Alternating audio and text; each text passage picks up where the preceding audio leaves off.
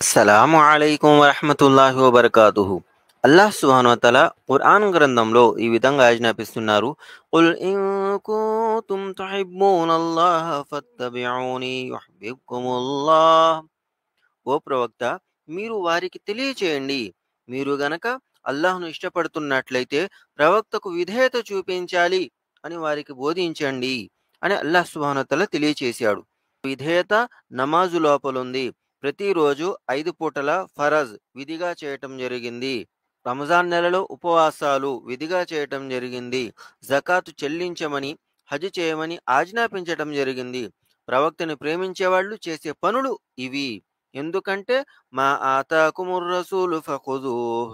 మహాప్రవక్త ముహమ్మద్ రసూలుల్లాహ్ సల్లల్లాహు అలైహి వసల్లం గారు మీకేదైతే ఇస్తారో దానిని అనుసరించండి అని అల్లాహ్ సుబ్హానహు వ తఆలా అన్నాడు. ముహమ్మద్ సల్లల్లాహు అలైహి వసల్లం గారు ఇచ్చింది ఈ నమాజులు, ఉపవాసాలు, జకాతు, హజ్.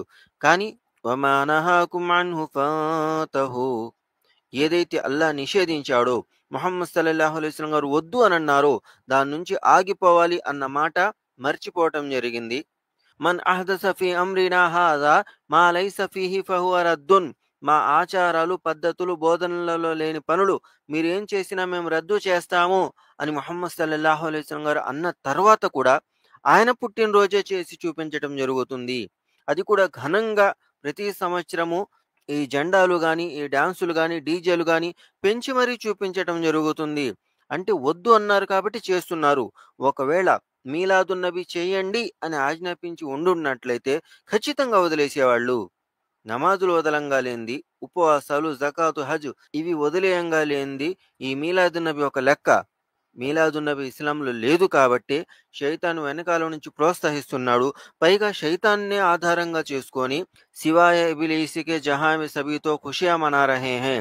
ఈ విశ్వంలో ఇబ్లీస్ తప్పించి మిగతా ప్రతి ఒక్కరూ మీలాదున్ నబీ చేసుకుంటున్నారు, సంతోషపడుతున్నారు అని పద్యాలు, పాటలు పాడుకుంటున్నారు. అంటే ఇబ్లీస్‌ని ఇబ్బంది పెట్టే విషయం ఏంటో అది ప్రవక్త గారు మాకు చెప్పలేదు అనే ఒక మాట ఇక్కడ తెలుస్తుంది. తప్పుడు మాట. ప్రవక్త గారు చెప్పారు, ఇబ్లీస్ బిదాత్ల కారణంగా సంతోషిస్తాడు. సున్నత్లంటే బాధపడతాడు. మేము సున్నత్లు, నమాజులు, ఉపవాసాలు, జకాతు, హజ్ దగ్గరికి వెళ్ళినప్పుడు ఇబ్లీస్ బాధపడతాడు. అవి ఎగ్గొట్టేసి రోడ్ల మీద తిరిగి గంతులేస్తూ ఉన్నప్పుడు సంతోషిస్తాడు. ఈ మాత్రం తెలియని ముస్లింలకు మా సలహా ఏందంటే మసీదుకొచ్చేయండి. ఖురాను, హదీసు చదవండి. అల్లాహ్ మరియు ఆయన ప్రవక్తకు విధేయత చూపించండి. ఇది ప్రవక్త గారి ప్రేమకు మీరు చూపించే నిదర్శనము.